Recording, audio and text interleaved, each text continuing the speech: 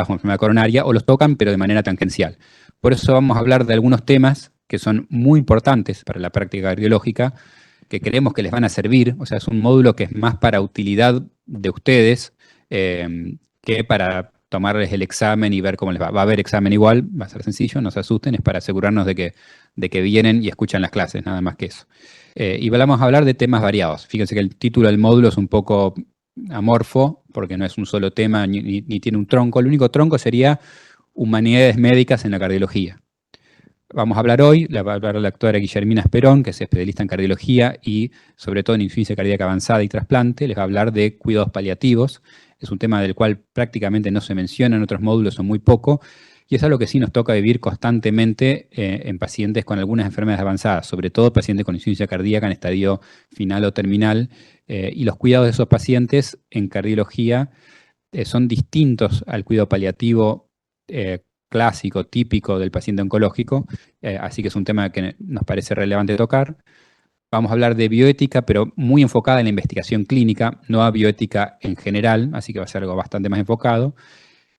La próxima clase, el martes que viene, no va a ser presencial, fundamentalmente porque algunos de los docentes no son de Capital, entonces va a ser virtual, pero creo que es una de las más importantes, así que les recomiendo mucho, mucho escucharla.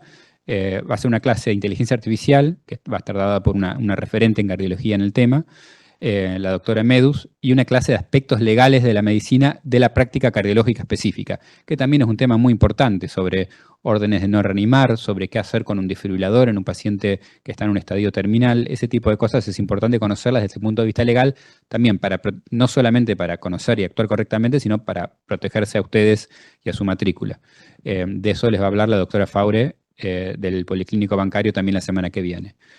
Después seguimos con una clase, un taller más que una clase del doctor Kevorkian sobre liderazgo de equipos, que de alguna manera como médicos, aunque no tengamos a cargo un equipo, nos toca de alguna manera liderar, a veces simplemente el hecho de estar con pacientes, con enfermeros, con personal de salud, de alguna manera tenemos que liderar a veces la toma de decisiones, es algo que también consideramos que es fundamental. Y finalmente la última clase va a ser el doctor Alves de Lima, es uno de los cardiólogos más eximios que conozco, que va a hablar de un tema que también se toca poco y que es importante conocer para orientarse en dónde están parados dentro del sistema de salud, que es no gestión de equipos a nivel local propio, individual, sino de gestión de sistemas sanitarios, para saber a la hora de enfrentarse con el mercado laboral, a la hora de enfrentarse a la hora de recetar o pedir estudios, cuáles son los costos y saber dónde están parados con respecto a eso. Bueno, vamos a comenzar ahora con la clase de la doctora Esperón sobre paliativos. Los dejo con ella. Sí, ponete como. Para ir viendo la...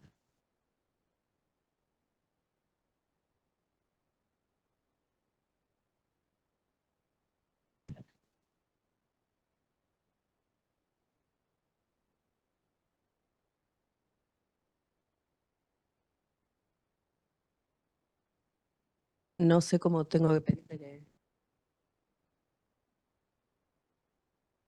Bueno, en principio los saludos. Me llamo Guillermina Esperón, soy cardióloga, soy especialista en insuficiencia cardíaca, hipertensión pulmonar y trasplante. Creo que tengo algunos años más que la mayoría de ustedes, pero parece que hace muy poquito que estaba ahí. Sé que todos con el día de sol que hace seguramente se quieren ir, pero vamos a tratar de hacerlo interactivo, ¿sí? Para que se haga más rápido, más corto y para que sobre todo les sirva, ¿sí? Bueno, vamos a hablar de cuidados paliativos, pero primero les quiero hacer una pregunta. Piensen en lo que quieran, pueden ser cantidad de alfajores versus una cucharada de un postre que hace la madre de cada uno de ustedes. Pueden pensar algo que se les ocurra, pueden muchas cosas, pero cantidad. ¿Quién elige cantidad? A ver si levantan la mano. Cantidad versus calidad. Cantidad, vamos, ustedes. ¿Los puedo marcar con el puntero?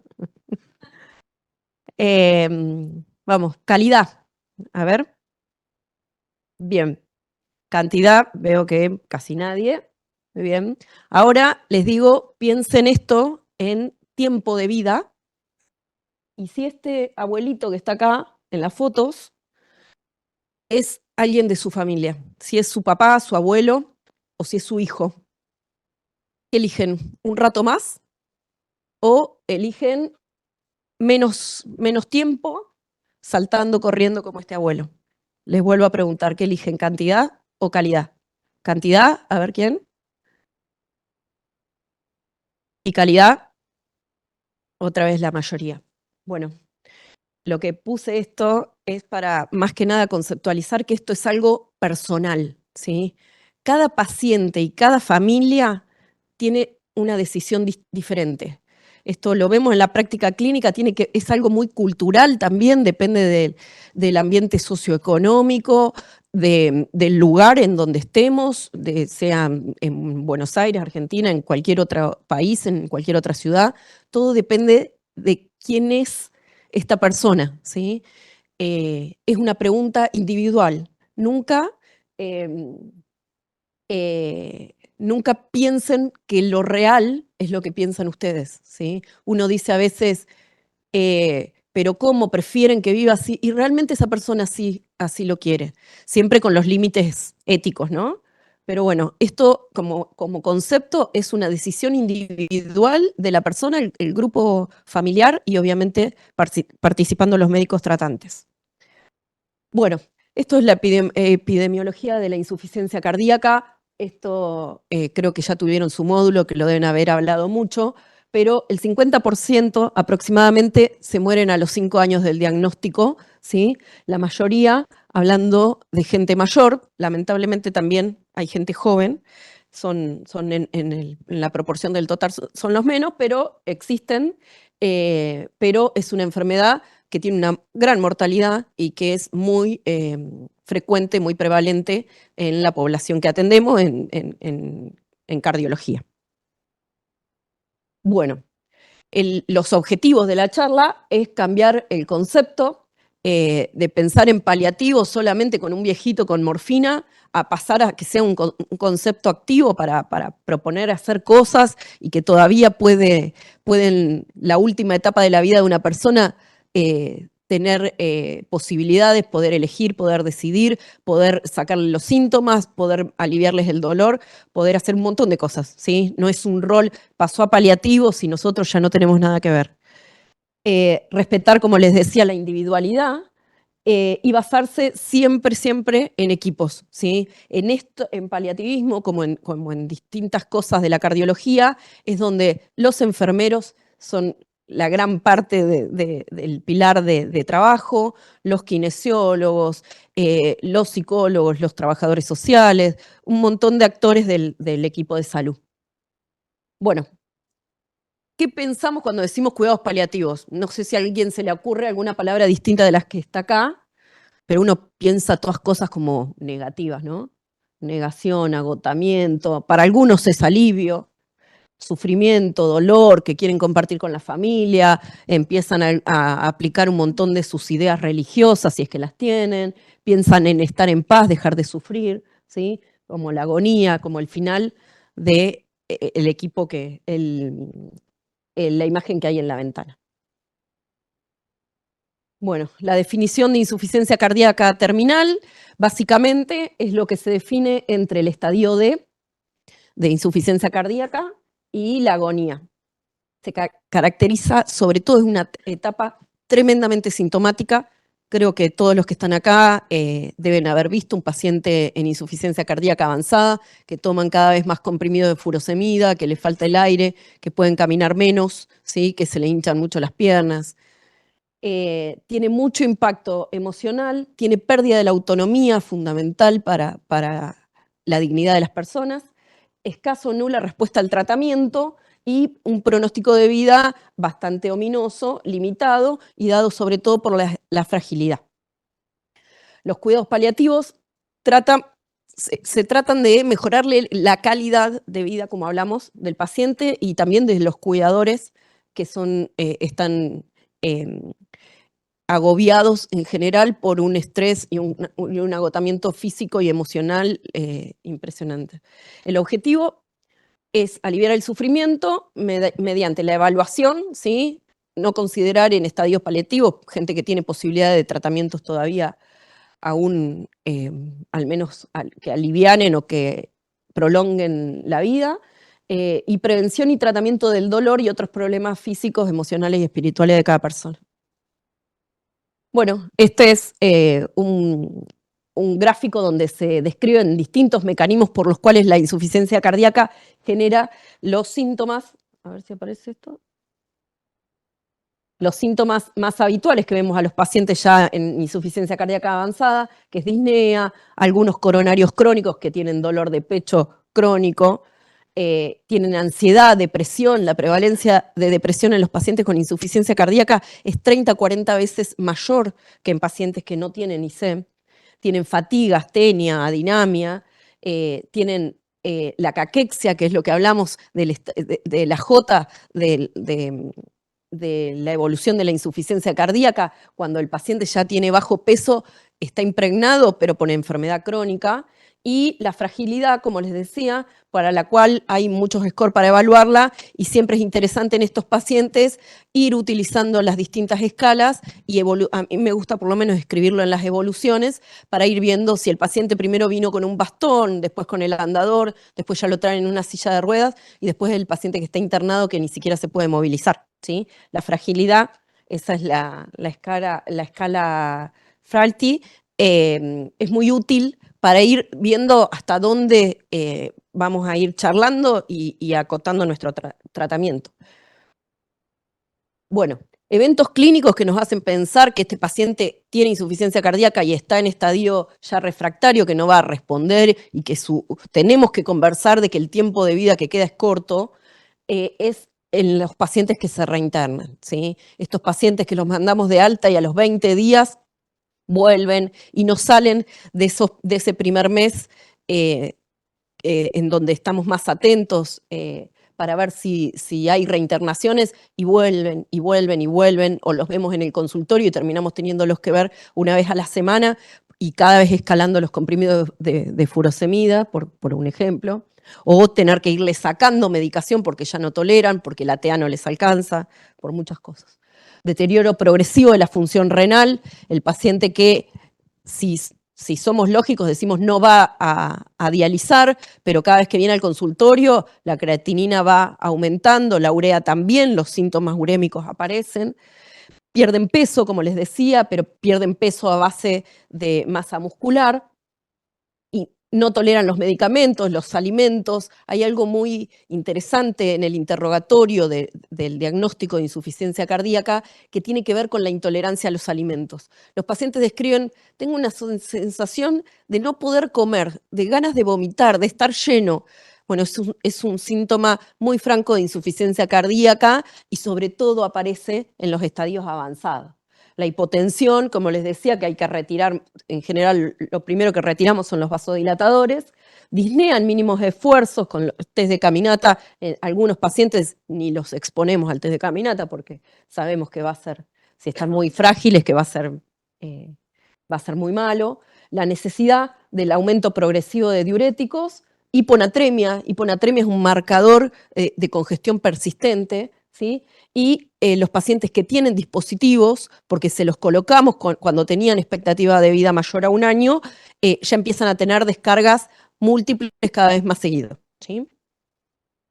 Independiente esto de la edad, porque ustedes no sé si se imaginan al viejito que yo puse en la foto en la primer pregunta, también puede ser un paciente con cardiopatías congénitas que estuvo internado durante toda su vida y que tiene 20, 25, ¿sí? Que tiene 30. Un paciente que se trasplantó, que no le fue bien y que realmente nosotros teníamos toda la ilusión de que le vaya bien y lamentablemente empezó a evolucionar mal, ¿sí? Bueno, cuando decimos cuidados paliativos, no sé a ustedes, a mí por lo menos se me venía a la cabeza la patología oncológica como una de las más importantes, si bien es muy prevalente. Miren la enfermedad cardiovascular, 38,5%. ¿Quiénes de los que están acá tienen en su servicio disponibilidad de especialistas en cuidados paliativos? 2, un par más ahí. Bueno, menos de, más o menos un 20% será. Bueno, Lamento decirles que los profesionales en cuidados paliativos son muy poquitos, así que es parte de la formación de ser cardiólogo, atender a estos pacientes, que aunque no querramos, son la mayoría, lamentablemente, ¿sí? Salvo que hagan hemodinamia o electroficio. Bueno, el tratamiento médico para estos pacientes va a tener que ver con el manejo tradicional o en el principio de los cuidados paliativos, donde controlamos el dolor y los síntomas. Las decisiones médicas acá son tremendamente importantes. Le brindamos acceso a contención con psicología, con el párroco o quien sea que les dé contención emocional, y promover la calidad de vida y considerar otros problemas que tienen que ver a veces con problemas sociales de los pacientes que pueden tener con, por ejemplo, que nos pasa habitualmente a nosotros, no puedo comprar el Lasix. Bueno. Reevaluar la indicación de los fármacos, sacar los fármacos que no le van a... Por ejemplo, hay fármacos que todos sabemos que en la cardiología el beneficio es a largo plazo. Si este paciente estamos evaluando la calidad de vida y esos fármacos vienen asociados con efectos adversos, saquémoslo, ¿sí? Aunque no estemos con las guías y con la última evidencia de insuficiencia cardíaca, estos pacientes sí son los que hay que retirarle medicación, ¿sí? Tratamiento sintomático de la disnea. Mis compañeros acá, los residentes del lugar donde trabajo, deben conocer a Etelvina, es una señora con hipertensión pulmonar que viene ahora ya un poco mejor, pero venía todas las semanas a hacerse paracentesis evacuadoras por tener insuficiencia cardíaca derecha. Venía al consultorio y nosotros cardiólogos que pensamos que nunca lo íbamos a hacer, terminábamos poniéndole un catéter en la panza y sacándole líquido. Eso también es cuidados paliativos, ¿sí? Aunque Telvina ya sobrevivió varios años después de que empezamos con todo eso. Utilización de diuréticos, clave, son uno de los pilares de los fármacos que usamos los cardiólogos. En esta etapa de la enfermedad es la gran herramienta. Y no tengan miedo de cuánta furosemida usar. Hay pacientes que utilizan 8, 10 comprimidos, ¿sí? Pero siempre que vayan progresando la cantidad de comprimidos de furosemida, evalúen que el paciente no esté congestivo para que no esté alterada la absorción. Porque si el paciente está congestivo, a veces hay que internarlo y hacerle una infusión endovenosa, ¿sí? Porque por más que nosotros aumentemos, no vamos a conseguir ningún efecto porque no lo va a absorber por el edema que hay en la pared intestinal. Dolor, ¿sí? Los pacientes les duele todo, les duele la vida, les duele el cuerpo, les duele la cabeza, les duele lo que se imaginen, las piernas, todo. Se quejan mucho de dolor. Ahora, hay que hablar y explicarle a los pacientes de la no utilización de los AINES más habituales, que son de venta libre, ¿sí?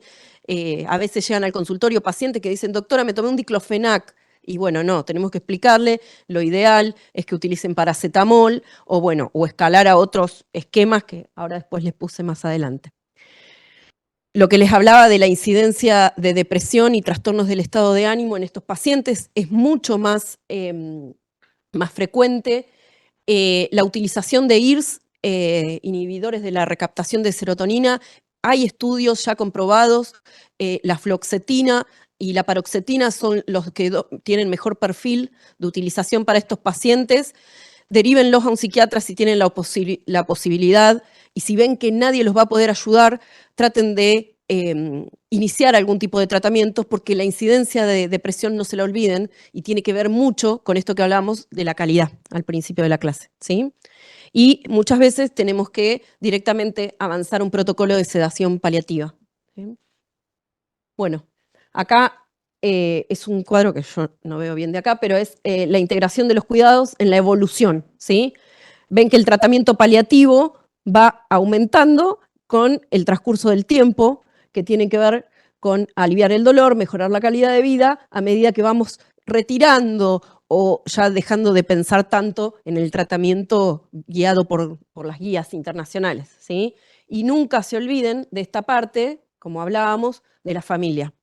La mayoría creo que trabajamos en servicios, unidades cerradas, donde el acceso de la familia al estar con el paciente es de muy breve tiempo. En estos momentos, cuando nosotros consideramos que un paciente puede estar en estadio paliativo, tratemos de conseguir el pase a piso, ¿sí? Tratemos de que esté en un lugar donde pueda estar más tiempo acompañado, porque necesariamente son los la última etapa de su vida y esa persona tal vez la prioridad es cómo va a repartir las pocas cosas que tiene o decirle algo a alguien, ¿sí? Y no tanto nosotros en evitar que haga TV, ¿sí? Bueno, esto es lo que hablamos al principio. Si nosotros entendemos las necesidades del paciente, probablemente sepan, nunca las vamos a entender, ¿sí? Son en el menor de los casos que nosotros podemos intentar ponernos apenas en lugar de alguien, ¿sí? Tenemos que entender las necesidades físicas, los pacientes dicen necesito respirar, falta el aire, la congestión, necesitan descansar, ¿sí? Tienen astenia, tienen dependencia, tienen dolor, la caquexia, la anorexia que no pueden comer, tienen prurito, no sé si les ha pasado, los pacientes con insuficiencia cardíaca avanzada, a todos les pica tremendamente la piel, más allá de enfermedades infecciosas que pueden coexistir, tienen prurito generalizado, esto es muy habitual, ¿sí? Las necesidades emocionales de los pacientes y las necesidades, como hablábamos hoy, espirituales. A veces no solamente el espiritual pensemos en la religión, sino pensemos por ahí la cultura. No sé si alguno trabaja en algún centro donde atienda personas que emigraron de otros países y tal vez lo que quieren es, por favor, quiero comer por última vez la comida de no sé qué país. Y bueno, a veces tenemos que pensar en eso, ¿sí?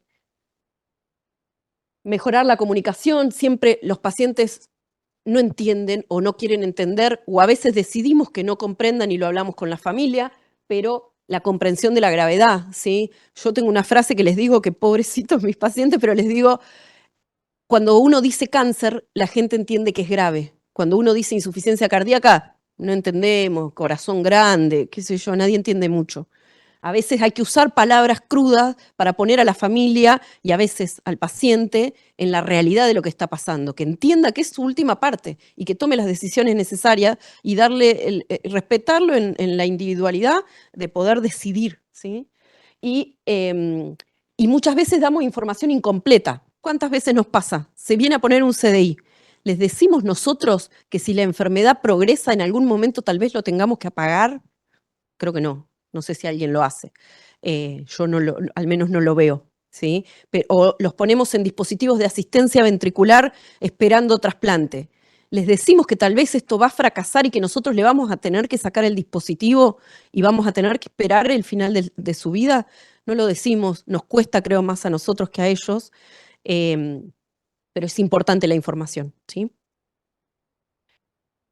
Curva de evolución del tiempo con el estadio funcional, ¿sí? Miren, esto es cardiovascular, no es solamente insuficiencia cardíaca. Ven acá que hacemos intervenciones valvulares, les ponemos dispositivos, les ablacionamos si tienen alguna escara de TB. Perdón. Se hospitalizan, se internan, se reinternan, la historia de los pacientes con IC, y terminan con medicamentos inotrópicos, altas dosis, vasopresores, y muchas veces ahí es que tomamos la decisión de que el paciente está en estadio paliativo, cuando en realidad lo que tendríamos que nosotros es ir pensándolo en la cabeza de que este paciente, lamentablemente por lo que tiene, no va a tener una escala ascendente, ¿sí?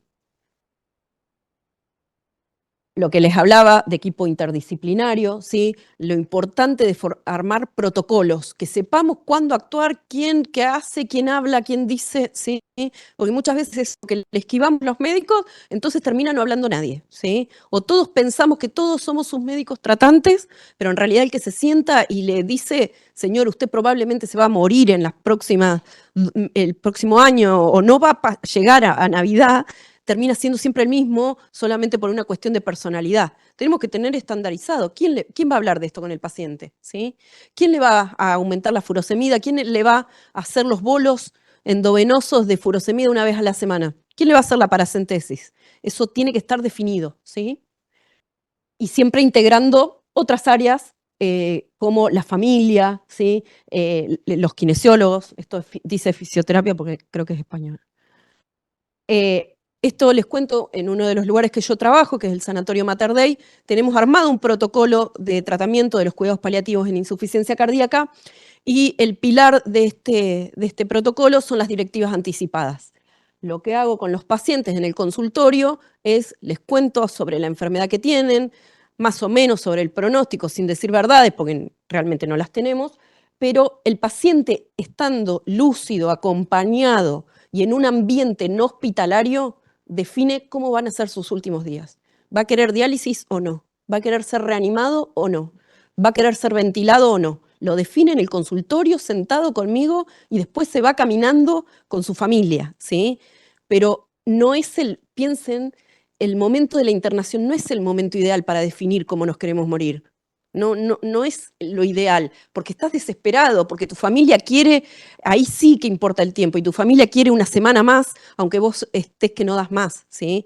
En la internación, si no lo hablaron antes, háblenlo, pero es importante el lugar del consultorio. Esto lo hacemos en el sanatorio, incluso si entran a la página del sanatorio, uno puede hacer sus directivas anticipadas, no solamente de insuficiencia cardíaca, sino de otras enfermedades, pero lo importante es hablarlo en la lucidez, ¿sí? El paciente ahí dice, gracias, doctor, en general, gracias, doctora, porque ahora voy a decidir qué voy a hacer este último tiempo y me quiero hacer ese viajecito que tengo pendiente durante hace no sé cuánto tiempo. Y uno ahí negocia a ver si te puedes subir al colectivo, al avión o lo que sea, pero vamos hablando. Pero darle realidad, ¿sí? Aunque suene duro y les pueda parecer que es tremendo. Las escalas, hay distintas escalas de distintas sociedades, los americanos son muy buenos en esto, ¿sí? Hablan de capacidad funcional, sobre la sintomatología, sobre cómo se siente el paciente, sobre el grado de autonomía, ¿sí? Y esto es lo que les hablaba de los distintos estadios de fragilidad. Miren cómo van acompañados los estadios en la clase funcional, ¿sí? Muy importante las comorbilidades, ¿sí? En este caso, ya deben haber tenido la clase de hierro en insuficiencia cardíaca, pero en este caso es muy importante hacerle la reposición de hierro, ¿sí? Porque si un paciente que tiene 10% de fracción de eyección, le sumamos que tenga los depósitos de hierro deplesionados, va a estar más sintomático, ¿sí? Por ejemplo, o distintas otras comorbilidades. Bueno, este tema, como dijo Diego, lo van a hablar en la clase de legales, pero es importante la comunicación clara sobre los dispositivos, ¿sí? Los desfibriladores y los dispositivos de asistencia ventricular, ¿sí? Siempre comunicar claramente que estos dispositivos se puede tener que decidir apagarlos, puede que en algún momento dejen de funcionar, contarle al paciente cómo va a ser la descarga del CDI, ¿sí? A veces se ponen y nosotros en la rapidez del trabajo nos olvidamos de decirle qué vas a sentir, te cuento cómo es, porque después nos falta el paciente que llega a la guardia y tengo un cosquilleo, me descargó el aparato, no entienden, ¿sí? Atención multidisciplinaria, ¿sí? Siempre con la utilización de dispositivos, siempre el especialista en insuficiencia cardíaca o el cardiólogo de cabecera, el electrofisiólogo, el médico clínico, todos de acuerdo, ¿sí? Y hablar esto de la desactivación puede acelerar la muerte, puede que el paciente se muera antes si le apago el CDI, o puede que se muera de otra manera, ¿sí? Los que han visto pacientes en tormenta rítmica, no sé si alguien lo vio, con descargas múltiples de dispositivo. Es una muerte horrible, es tremendo, es desesperante. Y cuando ya definimos que ese paciente se va a morir, que no vamos a poder hacer más nada, apaguemos el aparato, ¿sí? Nos cuesta a todos tomar esta decisión, decírselo a la familia, si el paciente está lúcido, decírselo, pero si alguien vio a algún paciente en esa situación, es horrible, ¿sí? Involucrar a todos los actores, a la familia, a los clínicos, al psicólogo. A veces llamás al psicólogo que tiene el paciente y le decís, venís que vamos a hablar de apagar el aparato, el dispositivo, ¿sí? Y como les decía, la planificación anticipada. Esto es lo que yo les contaba que hablo en el consultorio de insuficiencia cardíaca. Mucha evidencia en este cuadro, pero en realidad en el total de la evidencia de cardiología, los cuidados paliativos o los estadios finales de insuficiencia cardíaca ocupan el 1%. Me imagino que estuvieron en el congreso de la SAC la última semana, deben haber ido la mayoría de ustedes, o después tenemos CONAREC, me van a ver en CONAREC el mes que viene, los que vayan. ¿Cuántas charlas, cuánto lugar le damos a esto? Nada. Y como les digo, si van a ser cardiólogos muy pronto, se van a encontrar con esto siempre. Así que es importante que lo hablemos, ¿sí? Importante tener estos protocolos armados. Y como les digo, generar nueva evidencia. Lamentablemente, como les digo, aparecen muchos acá, pero en realidad en el total de la bibliografía, si uno pone en PubMed, aparecen una poquita cantidad. Bueno, este es un algoritmo, perdón, acá que me quedó corrido, de cómo hacer una sedación, ¿sí? En un paciente que definimos que se va a sedar. Fíjense que en la última etapa aparece propofol o fenobarbital, ¿sí? ¿Qué fármacos vamos eligiendo? ¿Sí? Cuando antibióticos, anticoagulación, la nutrición parenteral, ¿sí? Esto después seguramente se los pasan.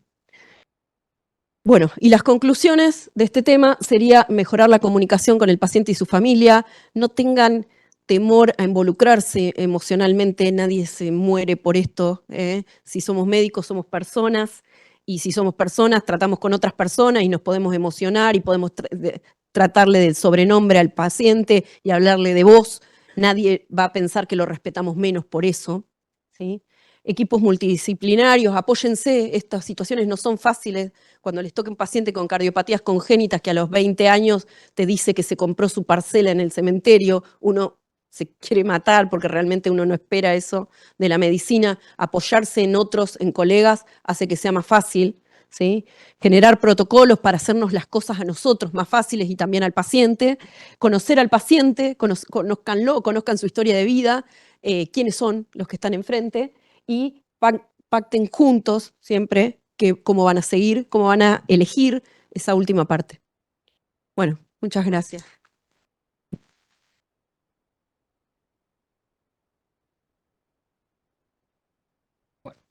Muchas gracias, Guille. ¿Preguntas? Está acá todavía la doctora, así que...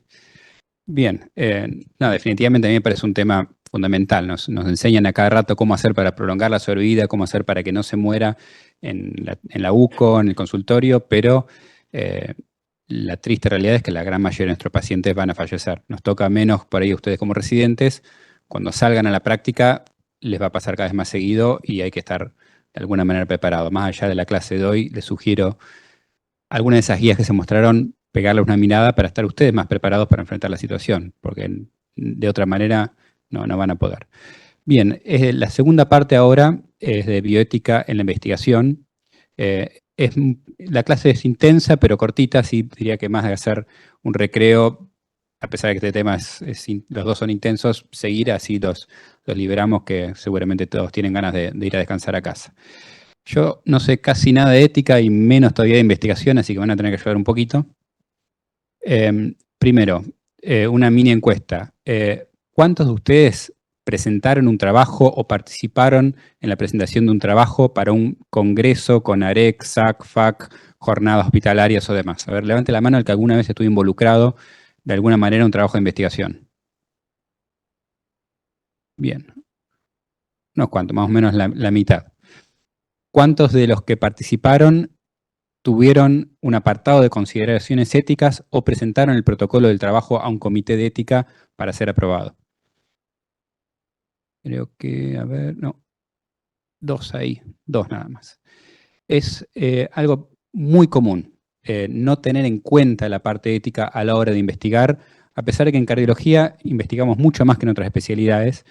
Y no es nada increíblemente difícil, pero es algo que hay que conocer para poder llevar adelante. Primero, ¿quién se anima a definir lo que es ética? En 3 palabras. Si lo dicen fuerte, yo lo repito al micrófono para los que no están. Si nadie sabe lo que es ética, estamos en problemas. Uno que anime.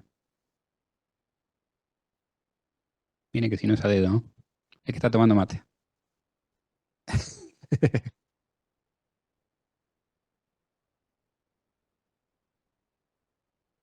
Exacto, perfecto. Una es una rama de la filosofía, del conocimiento, podríamos decirlo. No es una ciencia, en realidad, y es lo que trata de definir, de dirimir qué está bien y qué está mal. Seguramente todos tienen la sensación de que algo está bien, que está mal, o creen que lo saben y lo tienen muy claro cuando algo está bien y cuando está mal, pero no siempre es tan claro. Hay muchos grises y es importante estudiar qué es lo que nos hace creer que algo está bien o mal. Hay muchas razones por las cuales. Hay razones morales ligadas a la religión, reglas más racionales, que es a la que se dedica quizás la ética clásica, y hablemos 2 minutos sobre qué es la ética para la filosofía. El primer gran tratado ético fue el de Aristóteles, hace muchos años, más de 2000 años, la ética Nicómaco, pero la ética moderna está basada en gran parte en lo que escribió y pensó este filósofo Immanuel Kant. Es un señor que vivía en Königsberg, una pequeña ciudad de Europa, vivía muy metido en los libros, podríamos decir, leyó todos los filósofos de su época y de las anteriores, y después, mucho más grande, se dedicó a escribir todo lo que había pensado. Y tiene varios tratados muy voluminosos, pero en particular a mí me gusta mucho sus tratados de ética. Obviamente no tienen que leerse semejante mamotreto, pero él opinaba que había algo que se llama imperativo categórico, una regla que era universal y que era incondicional, es decir, que se aplica para todos los casos y que no tiene excepciones. Digo, que no hay una excepción ética a esto, que todo lo que resulta, todo lo que está bien tiene que cumplir esto. Y si no lo cumple, de alguna manera va a estar mal. Y de ahí desprendía todo el resto de su filosofía. Y dice básicamente esto, que hay que obrar según una máxima tal que puedas querer al mismo tiempo que se torne en ley universal. O sea, no hagas al otro lo que no quiera que te hagan a vos. Básicamente se podría resumir en eso, en la famosa regla de oro, en querer que lo que uno hace sea lo mismo que hacen todos. Porque si otro me lo hiciera a mí, me perjudicaría. Y otra manera de decirlo, a diferentes formulaciones, eso se conoce como es todo lo mismo, se que formula de diferentes maneras. Una segunda es que uno tiene que tratar a las demás personas siempre como un fin en sí mismo y nunca simplemente como un medio para sus propios fines u otros fines. Dígame quién de ustedes cree que siempre, en toda circunstancia, en toda su vida, obró de acuerdo a esto y que nunca faltó y que nunca trató a nadie como un medio. Nadie. Perfecto. Nadie, yo tampoco, obviamente. Un peligro de la ética es volverse moralista y bajar línea y decir hay que actuar siempre perfecto. Cuando uno es así, habitualmente genera más rechazo e incumplimiento de algunas reglas que sí hay que cumplir a la hora de investigar. Esta es una ética que es de principios, es decir, si uno tiene buenas intenciones y actúa en base a estos principios, todo lo que uno hace va a estar bien. Hay otras éticas, que es la que se considera de alguna manera opuesta a esta, que es el utilitarismo, o la que busca cuál es el fin, que si uno logró el mejor fin para uno y para la mayoría, entonces es ético. O sea, de alguna manera que el fin justifica los medios, lo cual es un poco más controversial, pero creo que en realidad en el fondo todo termina siendo un balance. Los medios son fundamentales, pero a veces los fines hay que ponerlos por encima y calcular caso por caso y situación por situación qué es lo mejor. Pero no nos vamos a meter en la ética en general, o en la bioética, que es la ética dedicada a la vida, o en la bioética humana, que es la ética dedicada a la vida humana, sino en la ética de la investigación específica, o sea, para no irnos por las ramas. ¿Por qué es necesario? Porque investigamos constantemente. Los que ya lo hicieron probablemente lo sigan haciendo, o alguna vez les va a tocar participar, o van a querer hacerlo por pura curiosidad, y no estamos experimentando con un experimento físico que uno usa un ciclotrón o lo que sea, o la luz.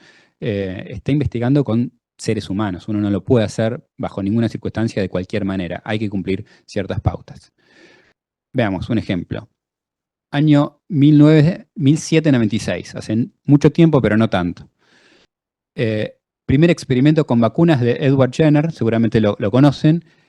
Agarró a una lechera que le aparecieron unas ampollas, que era la viruela vacuna, o sea, la viruela del virus que afecta a las vacas, que puede contagiar a humanos. Le aparecieron unas ampollas y él sacó pus de esas ampollas y se las inoculó, o sea, se las inyectó pus de una paciente que tenía pústulas por infectarse con viruela de vaca a un niño de 8 años. El niño tuvo una enfermedad leve, tuvo febrícula, le salió un ganglio en la axila y después mejoró. Y después ese niño se volvió inmune a la viruela humana.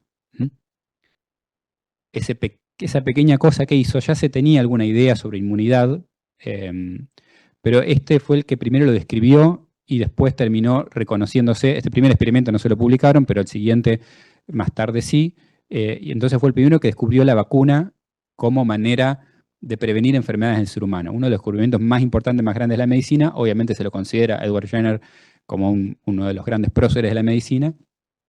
De hecho, se llama vacuna justamente por la vaca que permitió hacer esto. La vacuna no es porque es otra cosa, es de vaca, efectivamente.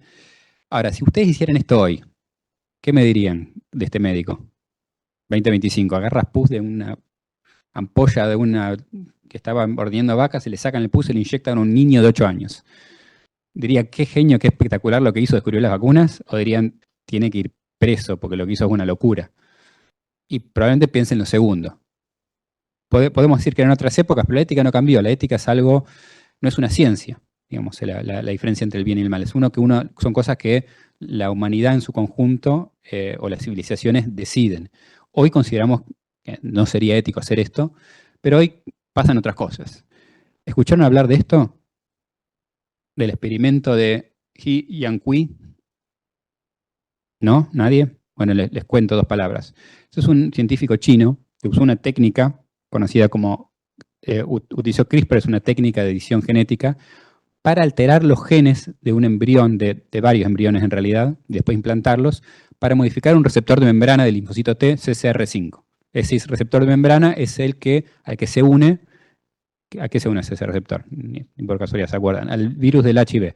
Yo tampoco me acordaba, lo tuve que ir a mirar. Y él decía que si yo cambio ese receptor, van a expresar otra cosa los linfocitos T y que entonces esos niños van a ser inmunes al HIV. O sea, como idea parece interesante, pero él fue a agarrar de manera bastante oscura, sin comunicarle bien a los pacientes qué es lo que estaba haciendo, ni a qué riesgo los exponía, y sin documentar claramente su consentimiento, empezó a modificar los genes de los embriones y luego implantarlos. De hecho, nacieron 2 bebés con esta mutación. Cuando se conoció esto fue en 2017, o sea, menos de 10 años. Se generó un revuelo a nivel nacional, a nivel internacional. De hecho, ya debe haber salido, pero estuvo preso el científico. Y no se sabe bien si funcionó o no su experimento, pero claramente generó revuelo porque es algo que no se podía hacer directamente hace mucho. Ahora se puede editar genes y se puede implantar genes editados a un embrión y luego criarlo. Entonces, ¿qué hacemos ahora con la terapia génica? Hay algunas reglas, a partir de esto se decidió, no se las voy a leer, no se parte que las conozcan, pero hubo una reacción enorme frente a esto, porque dijeron, esto no es ético. Esto que quizás hace 100 años hubieran dicho, miren qué bueno lo que estamos haciendo, hoy no se considera ético. ¿Qué otras cosas pasaron? Esto también más reciente, era el COVID, se publicaron muchísimas cosas de ética muy dudosa. Una fue este famoso, que no sé si lo recuerdan, el de la hidroxicloroquina. Salió este científico francés de muy mala reputación con un experimento de 36 pacientes metodológicamente con muchas fallas a publicarlo. Después, esto cuando uno lo ve, esto no lo puse yo, esto aparece en PubMed, cuando uno abre el artículo te aparece ese sello enorme que dice retracted, o sea que eso lo tuvieron que bajar porque estaba metodológicamente equivocado. También en México el gobierno el gobierno de la Ciudad de México le daba kits de ivermectina a la gente y en ese contexto estaba haciendo un estudio sin decir a las personas que lo recibían que estaban siendo estudiados para ver si la ivermectina funcionaba. O sea, algo también muy poco ético. Situaciones así medio extremas generaron mucha investigación poco ética alrededor del COVID. O sea que es algo que no es del siglo pasado ni el anterior, es algo que sigue pasando y puede pasar, y estos son casos grandes, después hay cientos o miles de casos más pequeños. Bueno, pero cuando aparece esto, ahora nos asombramos y decimos no puede ser. ¿Qué pasó en el medio de este Jenner hasta ahora para que digamos que esto está mal? ¿Qué tuvo que pasar? Bueno, bastantes cosas. Una, los experimentos médicos nazis. Seguramente lo conocen, no le puse el nombre, Mengele. Experimentaba con prisioneros para ver qué tolerancia tenían a condiciones extremas, hacía amputaciones, hacía cosas horrorosas, según él, en nombre de la ciencia, que la ciencia era una especie de máxima que permitía hacer cualquier cosa. Él no decía que está mal, decía lo hice en nombre de la ciencia y para aprender más sobre la medicina y poder después aportar. Obviamente eso es atroz y claramente terminó preso y enjuiciado en Nuremberg. A partir de ahí, de los juicios de Nuremberg, salió el Código de Nuremberg, que es la primera serie de reglas éticas específicamente para la investigación en humanos. O sea, fíjense todo lo que tuvo que pasar, 1947. Toda la historia de la humanidad tuvo que venir antes de que haya un código dedicado específicamente a esto. Lo que dice es bastante básico, consentimiento voluntario. O sea, no puede hacerse ningún tipo de experimento sin consentimiento de los pacientes. Tiene que haber un beneficio que después sea para todos. O sea, no lo puede hacer alguien para beneficio personal o de un laboratorio. El beneficio tiene que ser para la humanidad. Tiene que tener base científica, no lo puedo hacer porque me parece, porque creo, tiene que haber unas claras razones que la estén justificando, que no haya sufrimiento innecesario, que no puede haber riesgo de muerte, aunque esto puede haber excepciones, eso que mencionan excepciones después, que el riesgo y beneficio tienen que estar equilibrados, no poner en riesgo pacientes más allá de lo necesario para el potencial beneficio, tiene que estar protegido los sujetos de investigación, el personal tiene que ser calificado, o sea, el que investiga tiene que saber lo que está haciendo desde todo punto de vista, los que están participando en la investigación tienen que poder irse sin dar ningún tipo de explicación en cualquier momento, y el último responsable siempre es el investigador, responsable ético, legal, etc. O sea, cosas que ahora suenan totalmente obvias, pero que tienen 75 años, no tanto. ¿Qué más pasó? Otra cosa que generó mucho revuelo es los experimentos de Tuskegee, que fueron hasta 1972, también hasta hace relativamente poco. Había un experimento grande con 400 pacientes afroamericanos con sífilis y estaban estudiando la evolución natural de la enfermedad. Pero ¿qué pasó desde 1932 que empezó hasta 1972?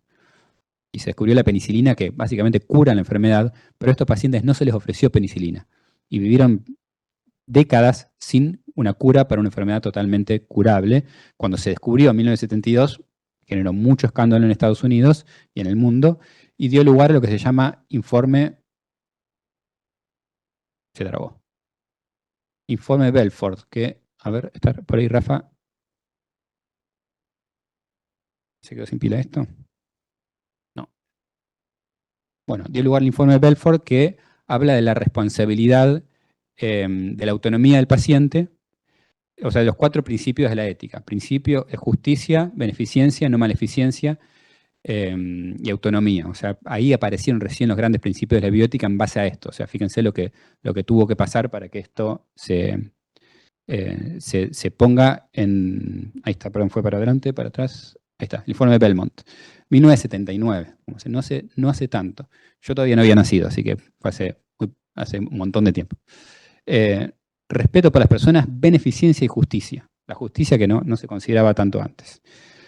Bien, entonces a partir de ahí recién surge claramente lo que es la bioética en la investigación. Hoy por hoy está muy estandarizado y está muy claro qué es lo que se puede y qué es lo que no se puede hacer. Hoy en la era de los grandes trials y demás, imagínense si esto no estuviera claramente regulado, lo que podría pasar. Incluso estando muy regulado pasan cosas cuestionables. Por las reglas que nos regimos hoy, hay muchos códigos, pero la regla básica es esta, la Declaración de Helsinki. La primera se hizo en 1964, se revisó varias veces, la última, la más reciente, es la de 2024, que son básicamente los mismos principios de Nuremberg ampliados. Aparece la evaluación por un comité independiente. Dice que cualquier investigación en seres humanos no puede hacer el investigador solo. Tiene que ser evaluado por un comité de ética en la investigación y ese comité tiene que dar el ok y decir, está bien, esto se puede hacer porque metodológicamente está bien, porque el consentimiento informado está bien, porque se respetaron los derechos del paciente, etc. O sea, no puede quedar a cargo solamente el investigador, tiene que haber alguien independiente evaluándolo. Riesgo de beneficio ya lo mencionamos, protección, transparencia y publicación responsable, es decir, si algo no me da, no quiere decir que no lo tenga que publicar, porque quizás también sea un dato científico importante. Y uso ético de placebos. Eso pasó porque muchas veces se comparaba un tratamiento nuevo contra placebo y no contra el mejor tratamiento disponible, que es lo que corresponde. Hay leyes locales, la ley de los derechos del paciente, resoluciones ministeriales sobre guía para investigación en seres humanos, código civil y comercial y normas también locales, provinciales, municipales y de la ANMAT. O sea, hay muchas reglas atrás de esto. Muchas veces uno se mete a investigar de manera un poco incauta y levemente irresponsable y no tiene en cuenta todo lo que uno debería hacer antes para asegurarse de lo que uno hace es ético. Y uno se pregunta, entonces, ¿está mal lo que hice? Hice un estudio observacional con 30 pacientes en mi hospital, no le pedí al comité de ética, ¿cuál es el problema? Bueno, ¿cuál puede ser el problema? Tengo algunas preguntas para ustedes entonces. Los estudios prospectivos, ¿siempre tienen que ser evaluados por un comité de ética independiente? ¿Quién dice que sí? Levante la mano el que dice que sí.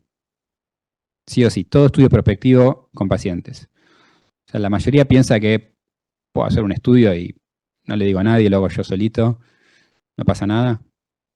Bueno, en realidad, tanto legalmente como éticamente, sí. Un estudio prospectivo no deja de ser, aunque sea observacional, no deja de ser utilizar los datos de las personas para un fin. Utilizar los datos de las personas son datos sensibles, son datos sobre la salud de los pacientes que ellos quizás no quieran o no estén de acuerdo que se usen. Entonces, todo estudio prospectivo observacional tiene que ser revisado por un comité de ética. A veces es difícil, a veces es engorroso, a veces en la institución no tienen uno y tienen que salir a buscar uno afuera, pero las normas locales lo piden y lo ético sería, porque a pesar de que uno a veces piense que uno está haciendo las cosas de manera ética, no está tan claro, a menos que uno mismo tenga una formación específica en eso, y aún así uno es uno mismo y está sesgado porque lo está haciendo con sus propios fines. Por eso es importante que sea una revisión externa. ¿Siempre requieren consentimiento? ¿Sí o no? Si un paciente está en un estudio observacional, puramente observacional, prospectivo. Yo voy a empezar un estudio, ¿tengo que pedirle a los pacientes su consentimiento para ser parte del estudio? Sí, sí. Cualquier paciente que yo voy a hacer participar de un estudio prospectivo, una corte, factores de riesgo, lo que sea, tiene que dar su consentimiento y por escrito. Obviamente, si lo vio un comité de ética, el comité de ética va a pedir que haya un consentimiento. Es decir, no hacerlo es incurrir en una falta. No es una falta gravísima, a menos que uno cometa otros errores que vamos a mencionar, pero no deja de ser una falta. Sería una falta imperdonable si es un estudio de intervención, porque uno ya puede causar daño directo sin saberlo o de manera no intencionada, pero ahí ya sí sería mucho más grave. ¿Qué pasa con los casos clínicos? Yo quiero hacer una presentación de un caso clínico a un congreso o a un Ateneo. ¿Lo tiene que ver un comité de ética? ¿Quién dice que sí? Levante la mano. Una. Lástima que esto no apunta a ustedes también, porque sería más divertido. Algunos que sí, la mayoría que no. Bueno, en realidad, la presentación de caso clínico individual no se considera investigación, se considera educación y práctica médica. Así que una presentación de caso no tiene que ser evaluado por un comité de ética. Y hay que pedir permiso al paciente, hay que hacerle firmar un consentimiento y explicarle qué es lo que se va a hacer, a ver si nos da permiso de lo que vamos a hacer. A ver. ¿Quién dice que sí hay que pedirle consentimiento al paciente para usar sus datos para una presentación? Las imágenes, la historia clínica, ¿sí, no? Bueno, esto es una zona un poco más gris. No hay ninguna ley y ningún código ético que impida usar los datos del paciente para una presentación con un asterisco muy grande, si está muy correctamente anonimizado. Es decir, si no hay ninguna manera plausible a través del cual el que está viendo los datos de la historia o las imágenes pueda vincularlos al paciente, lo cual no siempre es tan fácil, sobre todo con fotografías de partes del cuerpo o algunas imágenes. No es ilegal y no se considera que no es ético, pero sí está muy fuertemente sugerido que el paciente dé su consentimiento para usar sus estudios. Es decir, claramente no me gustaría que alguien agarre estudios míos y lo esté presentando en un congreso frente a 40 médicos sin que yo lo sepa. Si me piden permiso, creo que no tendría ningún problema. Pero hay pacientes que quizás prefieren que no lo hagan, pero no es ilegal estrictamente si es anonimizado. Si por alguna razón el público se puede dar cuenta quién es el paciente, ahí se vuelve completamente ilegal y puede ser, ahí ya realmente es una falta ética grave. Es decir, si no hay una anonimización correcta, es grave. Por eso es importante que dé su consentimiento, porque en ese caso, si de alguna manera se pudiera identificarlo, el paciente ya dio su consentimiento para haber mostrado, entonces conviene pedirlo de antes. Pero eso es una zona un poco gris, pero siempre mejor hacer las cosas de la manera más prolija posible. Sí, pregunta.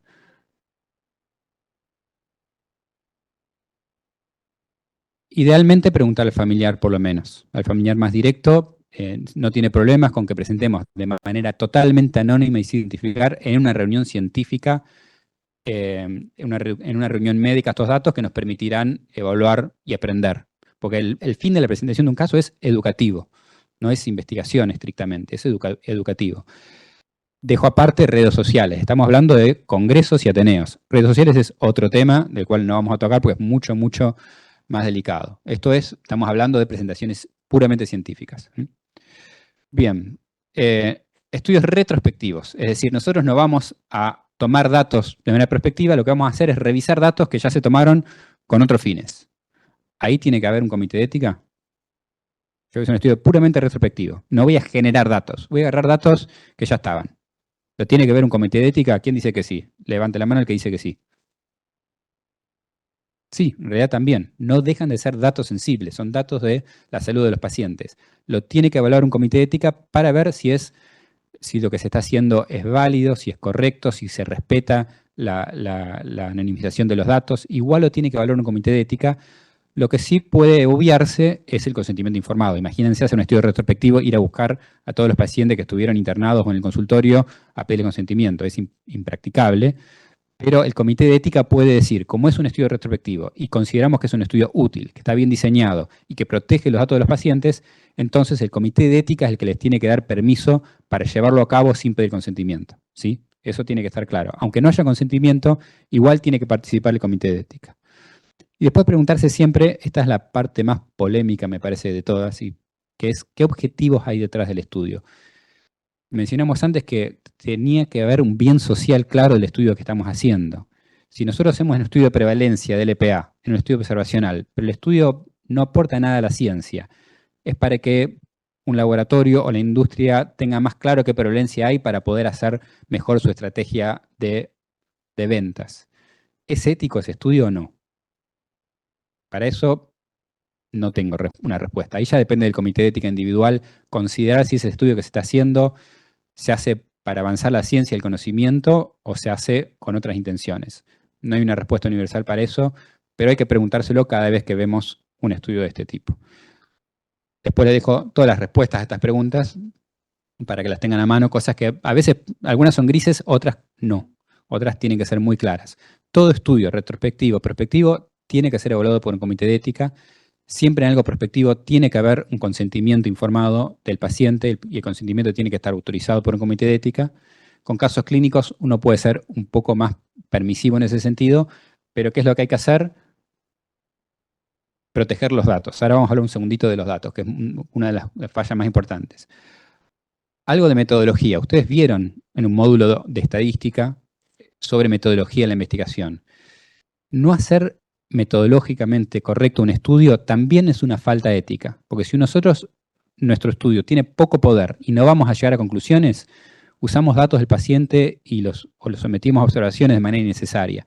Si el estudio tiene un N demasiado grande y con menos pacientes no hubiera alcanzado, también sometimos a una investigación a pacientes que no era necesario. Es decir, la parte metodológica no es solamente estadística y ciencia, es también una parte de las consideraciones éticas del estudio. Si metodológicamente no está bien diseñado, cosas tan sencillas como el cálculo de N, que muchos ni lo hacen o no se fijan si la cantidad de pacientes que uno va a reclutar les va a permitir responder la pregunta de estudio, no hacerlo tampoco es ético. Así que no es un dato menor.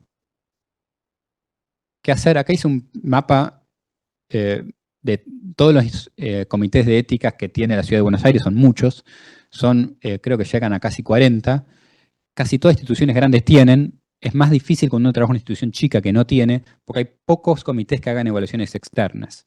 La Facultad de Medicina a veces puede hacer alguno, y si no los cobran, y no los cobran barato, porque en general lo hacen para laboratorios y no salen 2 pesos. Pero cualquier investigación tendría que estar evaluada, y si no tienen uno en su institución, buscar el de otra para que lo observe. Y no, por lo menos en Cava hay muchísimos, así que eso no es una excusa. Bueno, la última cosa y ya lo libero. En general, con lo que más cometemos errores a la hora de realizar un trabajo es con el respeto de los datos de los pacientes. Los datos médicos, por la ley de protección de los datos de los personales, son todos datos sensibles. ¿Sí? Son datos que no pueden ser compartidos sin consentimiento del paciente. Y nadie puede estar obligado a compartirlos bajo ninguna circunstancia. Es decir, nosotros no le podemos decir al paciente, usted tiene que darnos sus datos, porque como se internó en el hospital, todos los pacientes tienen que poder dar sus datos. Ningún paciente puede ser obligado a eso. Y si alguien les dice que lo hagan, es una falta. Y siempre solamente con fines científicos o estadísticos. Y la parte más importante es que no puedan ser identificados sus titulares. O sea, tiene que haber disociación entre el dato clínico y el dato identificatorio del paciente. Nombre, apellido, fecha de nacimiento es un dato identificatorio, ni hablar número de documento o número de teléfono. Incluso la fecha de nacimiento se considera un dato identificatorio, así que eso no debería estar nunca en un estudio científico, a menos que sea indispensable por alguna razón. Bien, que tiene que estar recolectado por profesionales, que los datos tienen que ser seguros. Error típico, cargar todo a un Google Drive al cual tiene acceso todo el planeta y se comparte por mail sin medidas de seguridad. Es un error frecuente, yo mismo lo he cometido, así que un poco de mea culpa. Los datos idealmente tienen que estar en una plataforma diseñada para eso, como RedCap. Pueden estar en otras plataformas, pero tiene que haber contraseña, tiene que haber seguridad en el acceso y tiene que ser pocos, la mínima cantidad de personas indispensables los que manejen los datos, no repartirlos a todo el servicio, que todo el mundo pueda entrar y todo el mundo pueda ver, tocar, modificar. Y de nuevo, no saben en manos de quién pueden caer cuando no tienen cuidado y esa base de datos ser compartida con otro del personal que a su vez lo ponga en la red y de golpe tiene alguien datos de cientos de pacientes que no dieron su consentimiento. Así que es muy importante cuidar la seguridad y confidencialidad de los datos. No hacerlo correctamente puede llevar a problemas graves. Bien, una excepción única es estudios epidemiológicos, pero de esto en general se encarga asociaciones grandes. Y en estudios retrospectivos no se exige, como les dije antes, consentimiento si hubo un proceso de disociación. Hay guías de cómo hacer los datos no identificables. Hay una guía de cómo hacer una imagen no identificable. Eso todo está en la red, lo pueden buscar. No es que le borro el nombre con un cuadradito porque hay metadatos detrás de las imágenes. Borrar con un cuadradito alguien que la tiene clara puede llegar a sacarlo. Hay guías de cómo hacerlo, así que si lo van a hacer, es solamente seguir unas guías.